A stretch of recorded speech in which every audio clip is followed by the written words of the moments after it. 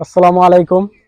আমি এখন আছি সোনারগাঁও থেকে রওনা দিছি বাড়ির উদ্দেশ্যে। তো নান্দালপাড়া এক গ্রামে আছি। এই যে দেখেন ব্রিজটা, এই ব্রিজের মধ্যে আমরা অটো থামিয়ে কিছু সময় কাটালাম। তবে এই জায়গাটা খুব সুন্দর লাগলো, ভালো লাগলো। নান্দালপাড়া গ্রামে খুব সুন্দর একটা দৃশ্য। এই জায়গা মূলত এটা খাল, বর্ষাকালে অনেক পানি হয়, এই খরা দিয়ে মাছ ধরে। তো এখন সুদিন মানুষ ধান ক্ষেত লাগিয়ে দিছে।